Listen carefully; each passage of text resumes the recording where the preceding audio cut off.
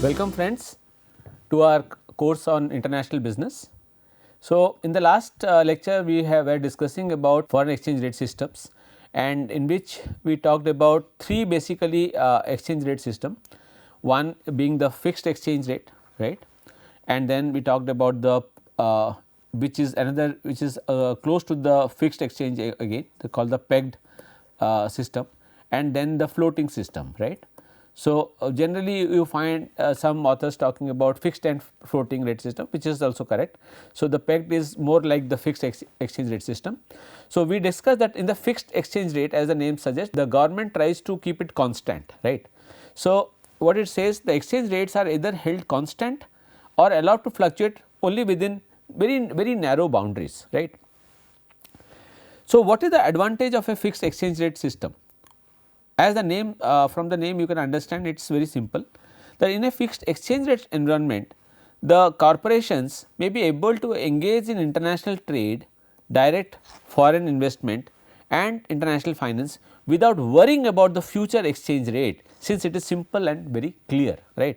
So, suppose I know that it is a fixed exchange rate. So, in the future also I know it would be the same value. Suppose Indian $1 is equal to 70 rupees as of today, let us say, and then if I go for a fixed exchange rate system for any transaction, so that means we would do the business on basis of this 70 rupees, and we are not worried about whether it changes or not, right. So, we would like to keep it constant, right.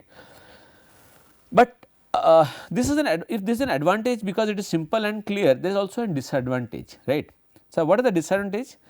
There is a risk that the government will alter the value of a specific currency, right. Some or the other time the government will try to change it, because looking at their perspective, their benefit, the kind of advantage they can get, they would like to change the value of the exchange rate, the currency, right. So, in such a condition it becomes difficult if you are following a fixed exchange rate system. Each country may become more vulnerable to the economic conditions in other countries, like inflationary problem. That means, with the change in the economic condition in other places, and correspondingly the country may become more vulnerable. So, it would like to change its exchange rate, right. So, in that condition also there is a disadvantage, because you are fixed, you cannot move, right. The third biggest problem is that if investors know, for example, that a government might intervene to buy back currency to maintain its level, because since the government wants to keep at a fixed rate, it will buy back the currencies from the market, right. So, the investors, what they will do, they might sell the extra currency in order to make a short term profit. So, speculators will be highly active, and they would like to make the situation, take advantage of the situation, that the government will surely try to buy the extra currency from the market. So, they would like to make a business out of it and try to take advantage. So, these are the adverse impacts of a fixed exchange rate system. Then after that comes the pegged exchange rate, right, which is called pegging, basically pegs, right. So, what is pegging? The currency's value is pegged to a foreign currency or to some unit of account, and thus moves in line with that currency or unit against other currencies, right. Let us see, some governments peg their currency's value to that of a stable currency. Now, a stable currency is maybe dollar, right, because that forces the value of the currency to be stable, right. Let us take this example. In 1994, Mexico's central bank pegged the peso to the US dollar, but allowed a band within which the peso's value could fluctuate against the dollar, right.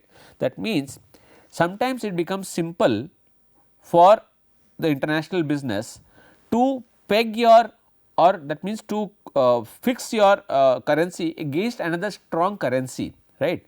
So, any stable currency as the dollar or the euro, right, anything, right. So, but in order to keep some flexibility, some variation, to allow some variation, a small ceiling is allowed, right.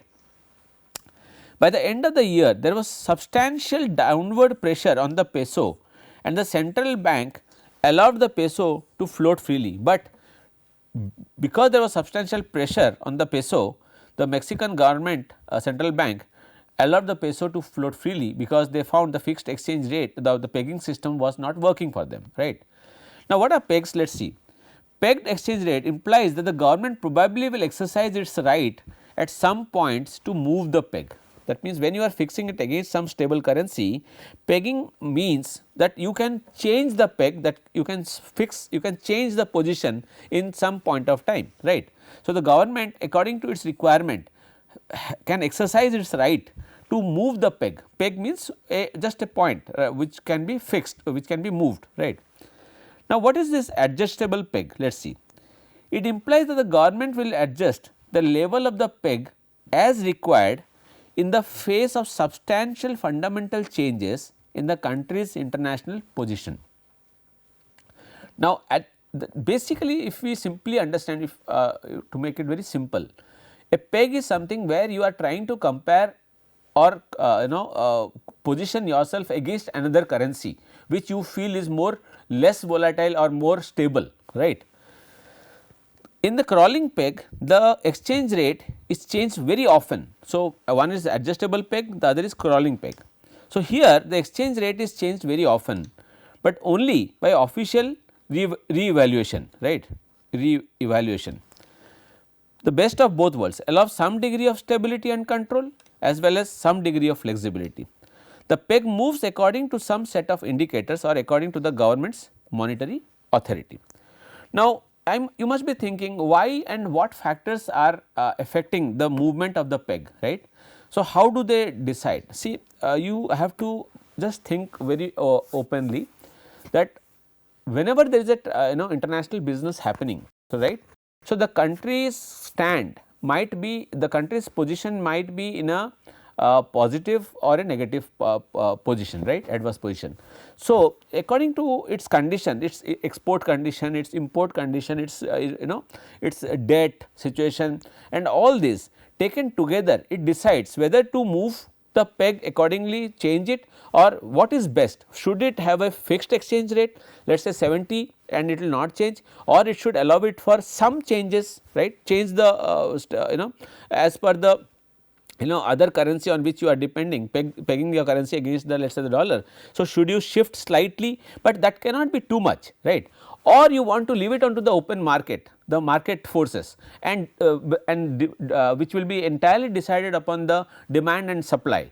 So, what you should do? So, in the last case when you saw, it was like, for example, in this case the Mexican peso, they finally they moved from a peg to a pegging system or a fixed system, you can say largely, to a completely a floating system, right. So, several all these have their own advantages and disadvantages, but today in a very volatile and a very dynamic world, fixed rate systems are found to be less efficient largely, right. The central bankers set the rate much as the Fed changes the discount rate. Now, floating exchange rate, which is entirely depending on the market. So, the floating exchange rate are of two types, the pure float and the dirty float, right. What they are, let us see first. In a freely floating exchange rate system, the exchange rate values are determined by the market forces without the intervention of the governments. In the fixed, what is happening? There was a complete rigidity, complete control over by the government. The government fixed how should be the exchange rate. In the peg, the government allowed some flexibility. In the free float, there is nothing, everything is decided by the market. The free floating exchange rate system allows complete flexibility for exchange rate movements, right. A freely floating exchange rate system adjusts on a continual basis in response to the demand and supply. This is also known as a pure or clean float. That means, in simple terms, there is no intervention by the government or the banks, the central bank. It is entirely decided by the demand and supply that happens for that particular currency, right. $1 might buy 1 British pound today, but it might only buy 0.95 British pounds tomorrow. The value floats, right, it changes. Now, the demand forces and the supply forces. Okay. So, the exports of goods and services, the imports of goods and services, the inflows of FDI, outflows of FDI, the speculation, right, speculation, the inflows of hot money or the outflows. What is hot money? Hot money means when the interest rate for a particular location or a place or a country is high, the money shifts, the capital shifts from one place to the other place where there is a higher interest rate. So, this flow of capital is called hot money, right. So, these are the points which basically dictates how the floating happens of the exchange rate, right. If a currency is widely available in the market, let us say, or there is not much demand for it, its value will decrease. Suppose there is no demand, there is less demand. So, the value will decrease. On the other hand, when the currency is in short supply, there is excess demand. So, the exchange rate will go up. Okay. Imagine an exchange rate which is in equilibrium at demand D of 1 pound of UK, right, and supply of 1 pound with 1 pound able to buy 1.5. So, what it is saying? So, the demand and supply both are at equilibrium. So, $1 1 pound and there is a 1 pound of demand, 1 pound of supply, right. And with this 1 pound, what it says, you can buy 1.5 value of dollars, right. So, this is the equilibrium state, demand is equal to supply, but at that point 1 pound can buy $1.5. That means, the pound is stronger than the dollar, right. Now, case 1, if there was an increase in the interest rates, because this is a case of UK, this would increase the demand of the dollar and there would be a shift to the demand 2. Now, let us see, this is demand 1. So, when this was the demand, right. So, originally we said at at this demand, right, and the quantity is this much. So, you see the supply is equal to demand, right, this is the condition. So, what happened? So, this is the point, So, demand is equal to supply. So, at 1.5 was the you could buy with 1 pound $1.5 US, right. Now, when there has been a increase in the UK interest rates, so what will happen? The demand will increase. Now, because of the change in demand, there is a shift towards demand 2, right. Now, with this shift, what has happened? There is a new supply that has come up, right. So, this would cause an appreciation in the exchange rate with 1 pound now able to buy $1.6, right. So, that means what? The pound has become stronger to the dollar, right. Now, this was a case when the demand for the pound increased, right. If there was an increase in demand for the US exports, now take a third case, right. The third case says that the demand for the US exports has increased. Now, there would have to be an increase in the supply of pounds to pay for them, because if you are exporting something, so you have to pay, right. So, to pay, so there would be a shift to now this SF2, right. So, this would cause a depreciation. Now, when this is shifting to this SF2, right, now what has happened? So, this is the point we are talking about. So, what has happened now? With this demand for the US exports, increased demand for US exports, the increase in the pound is there to pay for them. So, there would be a shift to SF2, right. SF2 means supply pound 2, this is basically, right. So, supply to situation, this would cause a depreciation in the exchange rate with 1 pound now able to buy 1.4. Now, look at it, what is happening. So, first case you are saying that this is a case of 1.5, $1 equal to 1 pound is equal to 1.5, fine. Now, with the demand, now what happened? With an increase in the UK interest rate, the demand shifted to this point, right. So, when the demand shifted, what happened?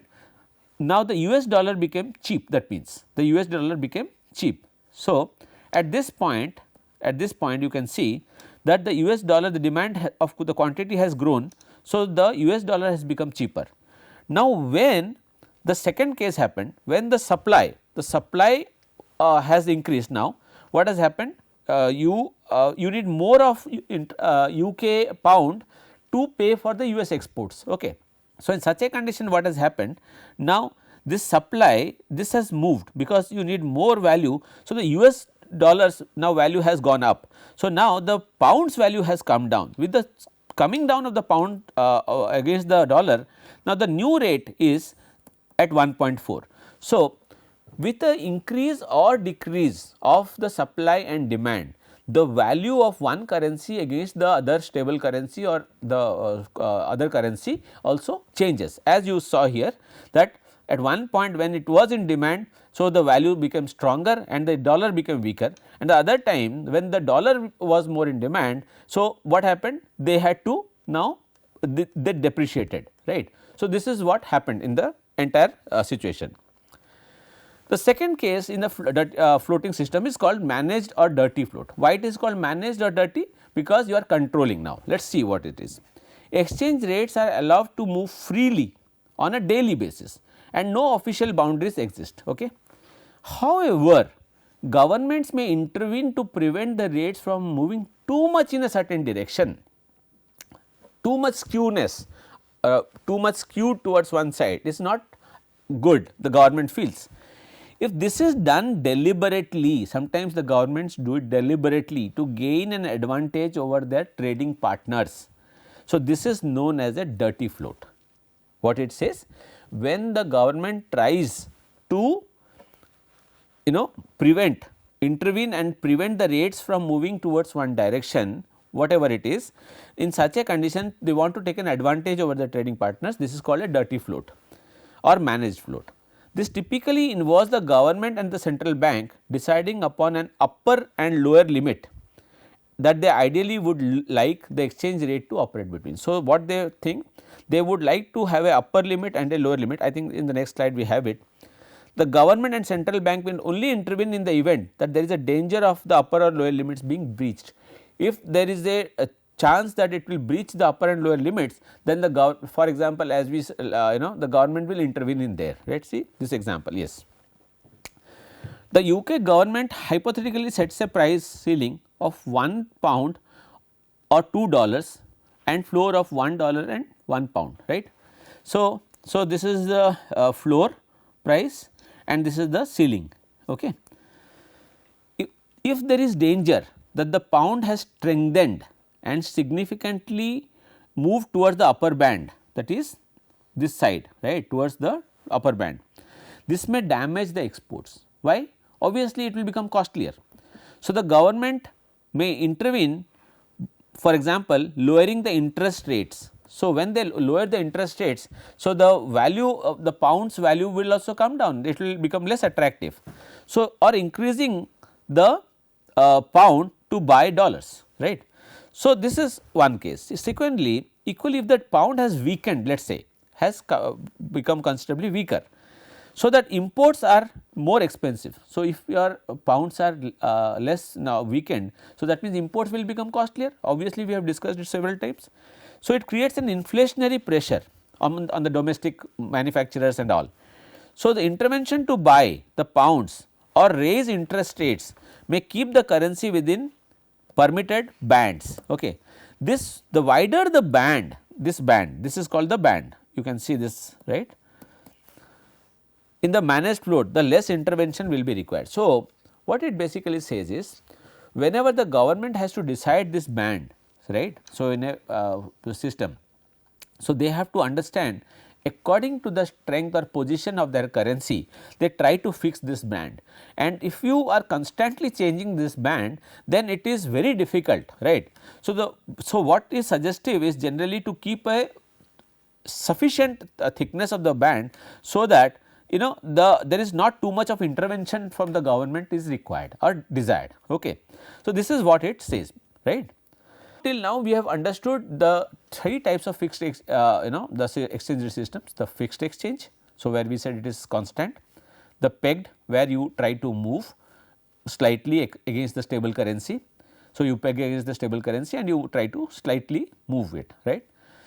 Then you said about the floating, which is completely free to float, but still there is also a case when it is naturally floating, which is a good case, and the other is called a pure or clean, or the other is a one where the government intervenes in order to take advantage of the trading partner.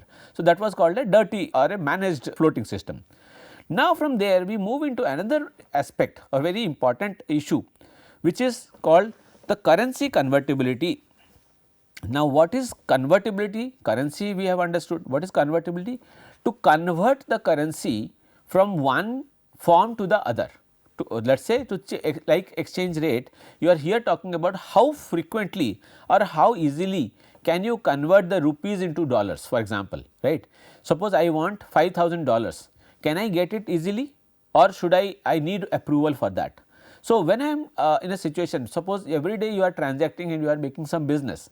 So, in such conditions you will need more of frequently the dollars or the euros or whatever it is.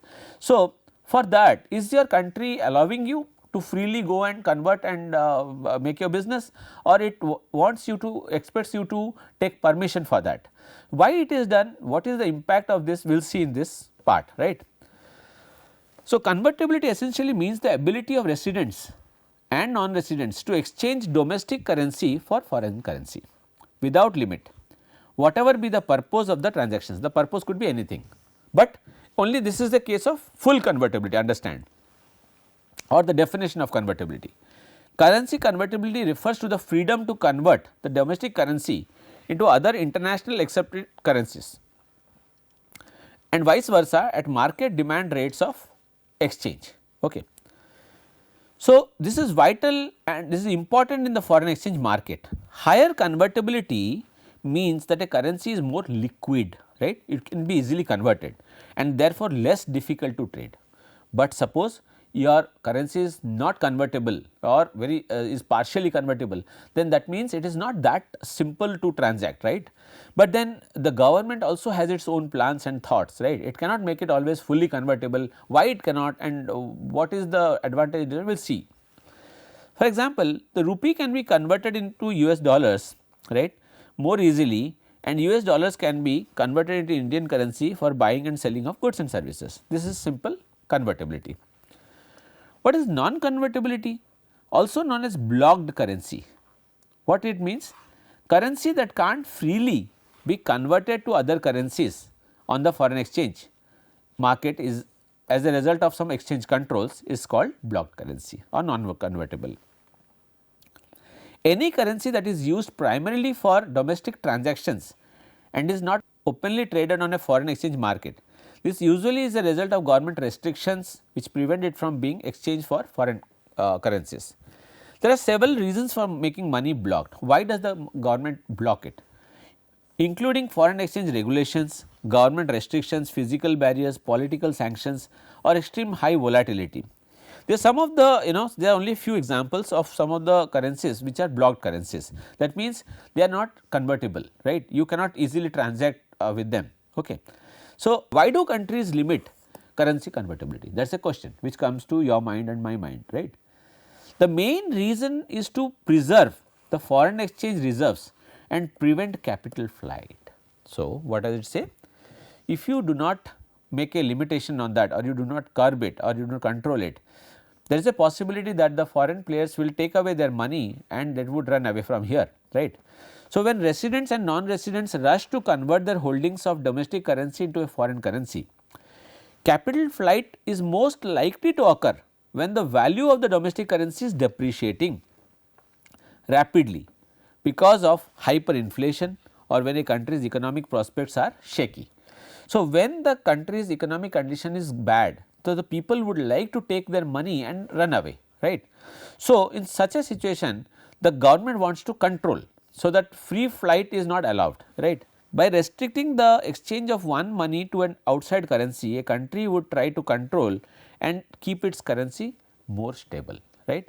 So, hypothetically or theoretically, if you look at it, you might feel that why should anybody be making it, but every country has its own compulsions too, right.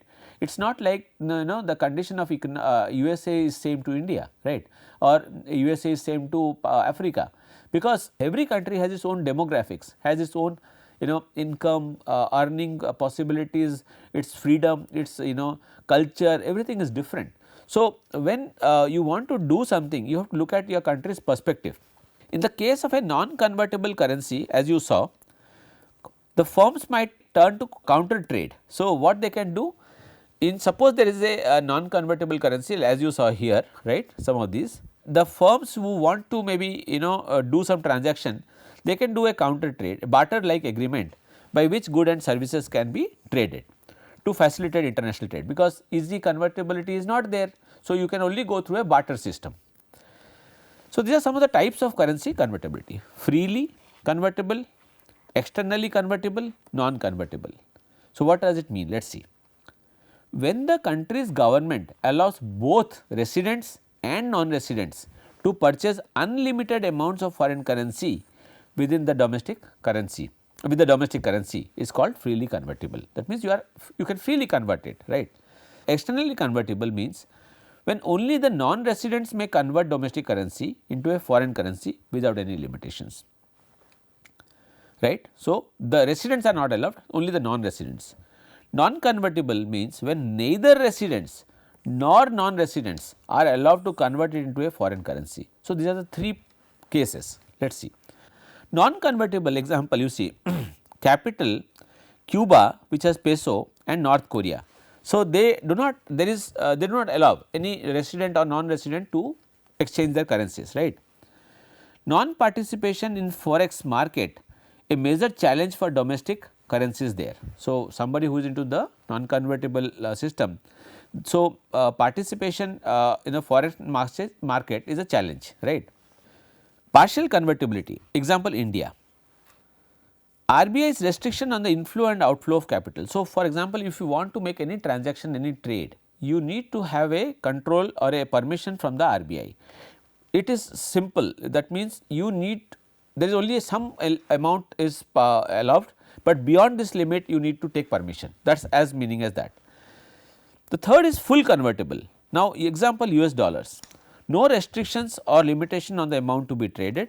So, thus this is one of the major currency traded in the forex market. So, India can never be until unless a currency is fully convertible, it cannot be a major player in the forex market, because automatically there is a control. So, there is no free liquidity and it is not easily convertible. So, the international transactions cannot be done with all the time if permissions are required.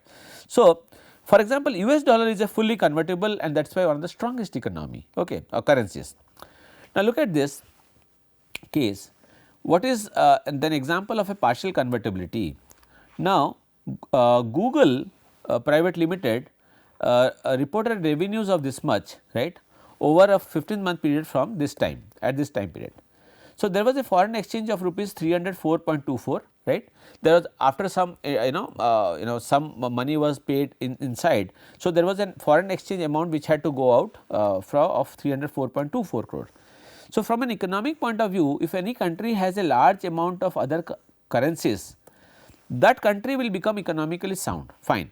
Suppose if India does not have US dollars for exchanging this rupees 304.24 to Google India Limited. So, at that time India has to take loan of some same US dollars from maybe USA, and with that they have to pay an interest on it, right. So, you take a loan and you pay an interest. So, that means the original cost of the value or the value of 304 is not now 304, it has gone up, right. So, it will increase adverse balance of payment. It is true with partial convertibility of rupees, investment in foreign country has become easy, but it is also harmful for India, right. So, for India's interest we have some strict rules for stopping outflow of fund on the name of convertibility of rupee or liberalization, but this is debatable. What I am saying is you might not agree to that, because all the time partial convertibility, why we are saying in Indian case, because India's economic situation is different, India's demographic is different. So, in such a condition extreme liquidity or a smooth flow of outflow of fund is not maybe good for Indian economy. So, some control is required. So, for this maybe the Indian government is still thinking on a partial convertibility, and at least on the current accounts we have a partial convertibility, right. So, there are two popular categories of currency convertibility, namely this for convertibility for current international transactions. So, current account convertibility, convertibility for international capital movements, capital account convertibility. So, this is how it looks like the current account convertibility. So, money classified under current account can be easily converted into dollar, yen, pound, rupee or anything, and under capital account, money classified under capital account cannot be easily converted into different currency. RBI has very strict guidelines. We do not have full capital account convertibility in India, right. So, we discussed today about the foreign exchange systems. We talked about the floating rate system and the pegged systems, and then we discussed why it is essential. What I would like to say is, we should never compare one economic condition with the other, right, directly. So, when you want to say let us say America has a full, let us say goes for a floating system, should India go for a floating system, right? Should if America goes for a full convertibility of rupee, should India go for it? It is nothing like that, right. We have to look at our domestic condition, our strength of our exporters, our manufacturers, our supply chain mechanism, our our human skill, productivity level, everything, and then find out how our educational level, how much do people understand, our ethical value systems, right, and understanding all these things taken together, only we can then decide what is best for the country, right. So, there is no one policy for any one for every country should make its own guidelines and policies accordingly, right, so that they can have a better situation, right. So, this is all we have for today. We will meet in the next lecture. Thank you very much.